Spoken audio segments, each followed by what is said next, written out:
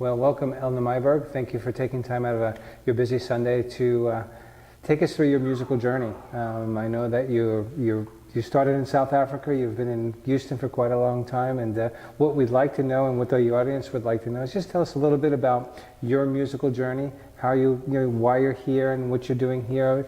I know I've got a lot of notes about you're very accomplished, and we'd love to hear your story. Thank you. It's a pleasure to be here. I started out in South Africa, so I was born and raised there. Lived there for 30 years before we immigrated to the United States. Okay. So I was born into a very musical family. My parents loved music. They were both singers. And very professional. They traveled quite a bit and used to sing some operas, and they loved singing together. And as a little girl, the piano was this magical thing. Did you have a piano in the home? Absolutely, yes. And that to me became the most interesting thing in the home. And I remember they used to practice at nighttime, or in the evening when we were supposed to sleep, but I did not. I would tiptoe and then peek to see what they're doing, and they were practicing, and they had a professional accompanist who accompanied them, and I could not stop watching the hands. It was like Christmas every day.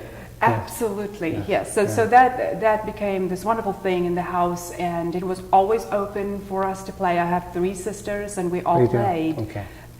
So from a very young age, I started to experiment a little bit. And were you self-taught, or did you take lessons for yourself? I started to experiment a little bit when I was 3 years old, and then when I was 7, that's when I started with formal lessons. Okay. And it's been wonderful. It's I'm really not good at sports. So in school, I used to sneak away to the piano. Whenever we had PE, it's like, oh, can I go to the piano room? Can I go to the music room? It's just a passion. Luckily, you decided that you wanted to play music and not sports. We're very happy that you did that. Absolutely, because I can't do this until I'm 90, right? Yes, that's right. Absolutely, that's right. yes. That's So we all played, and like I said, I have 3 sisters, and so we started. So 3 sisters, together. 1 piano. Well, that started to become a problem later on, so my parents got another piano. So we would have 2 pianos going at the same time. And then my youngest sister started to play drums and bass guitar. And we all used to sing together, and later on I didn't want to sing anymore, I wanted to accompany. So I started to accompany my mom and dad, and then my sisters. Wonderful. So we would go around the country and this was in South Africa, yes? In South Africa, that is correct. Where did you perform when you were doing this? Were you schools, institutions? Where did you, Yes, absolutely. All kinds of concerts, retirement villages, they loved having us, and so... and very special to play with mom and dad, right? Definitely, definitely. So it was really fun to... So it's in your DNA? Definitely. In your DNA. And it was just a logical thing for me to go and study piano education at the University of Stellenbosch in South Africa. You have a bachelor's and a master's. That's right. So later on I did my master's in musicology at the in University of South Africa as well. Okay. Correct, yes. Good. And it wasn't until I came here in 1998 that I started, I thought, well, I'm classically trained, but I always had a love for jazz. And so my jazz is mostly self-taught. And there was I met somebody here who could help me a little bit with jazz, and I took some lessons here. So you're classically trained, right? And then you just kind of gravitated to the genre of jazz. Right. Most of the compositions that I've had success with in film and TV is definitely jazz. Now you write and compose as well, no? I do. You do? Yeah. Walk us through a little bit of your teaching part of your genre. Tell us a little bit about your students and how you teach and what kind of methods you find. And we've interviewed one of your wonderful, talented students. He was a lot of fun, and he's just incredibly talented. So tell us a little bit about Elizabeth too, right? Yes, so Elizabeth, absolutely, absolutely. Yes, Terrell and Elizabeth. So in South Africa, I used to teach before coming here, and I had quite a big studio, and then went to teach at a high school preparing students who wanted to study music as a career. So I did that, and then when we came here, my boys were little, and so for a few years I didn't teach.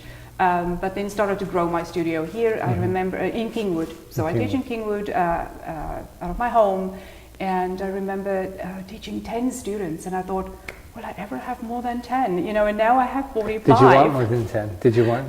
Yeah, I did, but it was, you know, it took a little while to get my name out in Kingwood, and now I have 45. And good for you.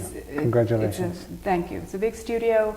I love to teach classical as well as a little bit of jazz, but also improvisation. And I think that's a gap in teaching nowadays, because so many students, they take piano for years, and then they want to play in a school band or in a, you know, in a rock band, and they say, we can't read the music because it's gorgeous. Is that one of the biggest challenges? What are some of the challenges you find today with students that want to, you know, take music as a, you know, make music a career? Are you finding that? Well, I think the biggest challenge is to convince students that they have to have the passion. If they really want to do it as a career, they have to spend time.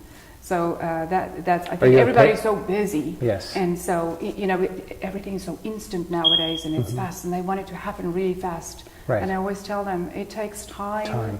Do they understand that? Do they appreciate that it takes time to...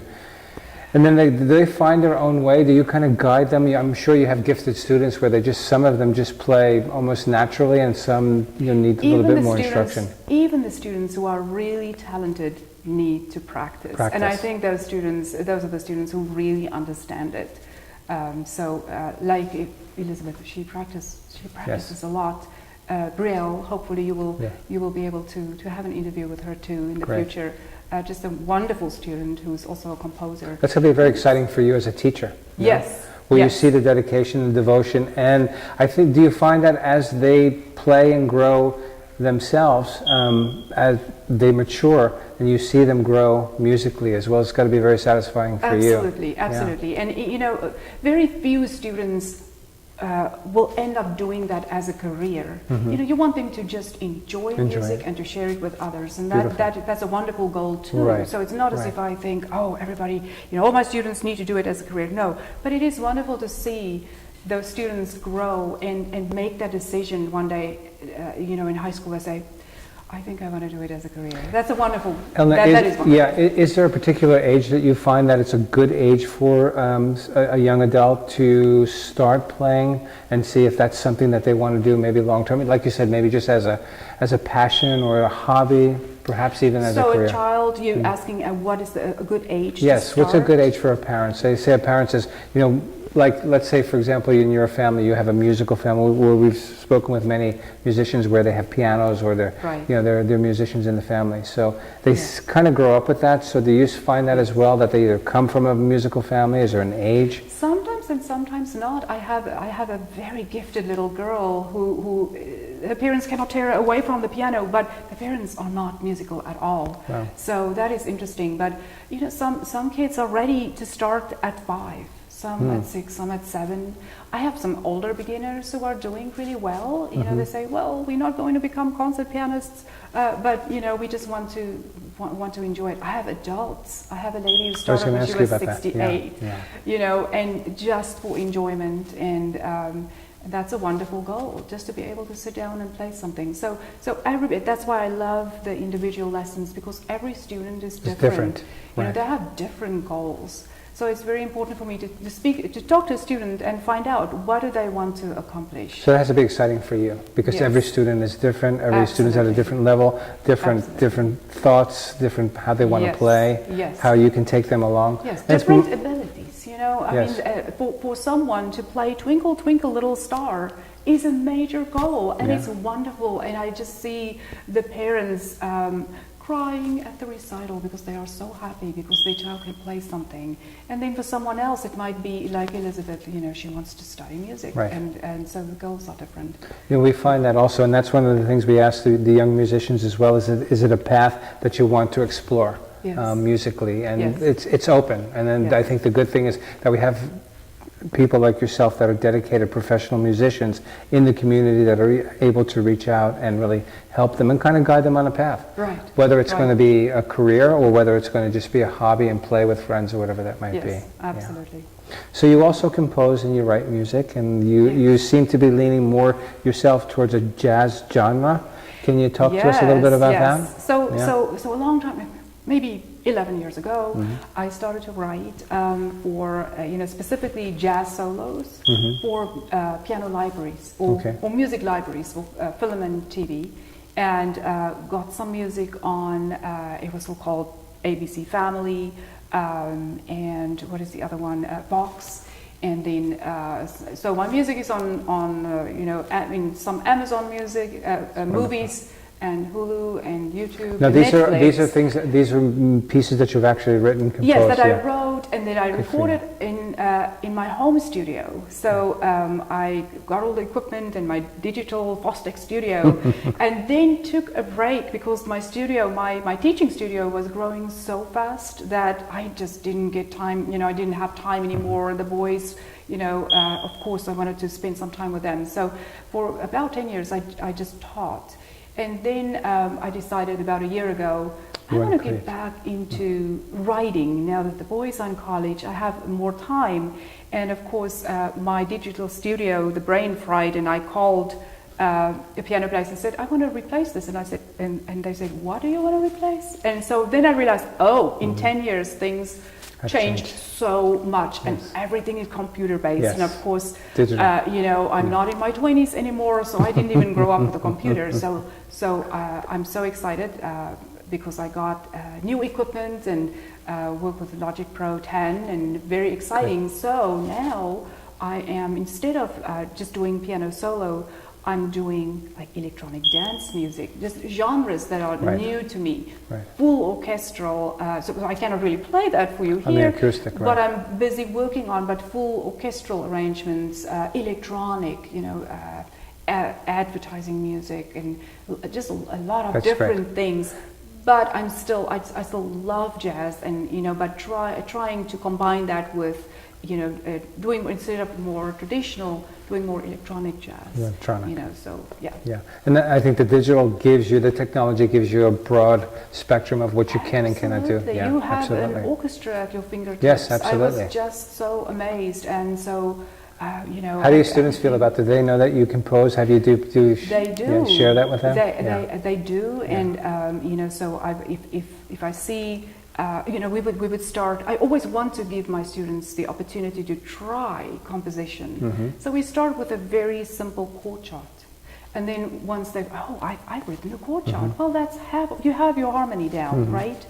So then I tell them, for next week, write a melody. Because most of them, when I tell them, let's do a little bit of composition, say, oh, no, I cannot do that. Well, you can, right? So they write a chord chart, and then I tell them, you have your harmonic foundation, go home and write a melody to it. And most of them are so impressed, I can do this. And then we might record it.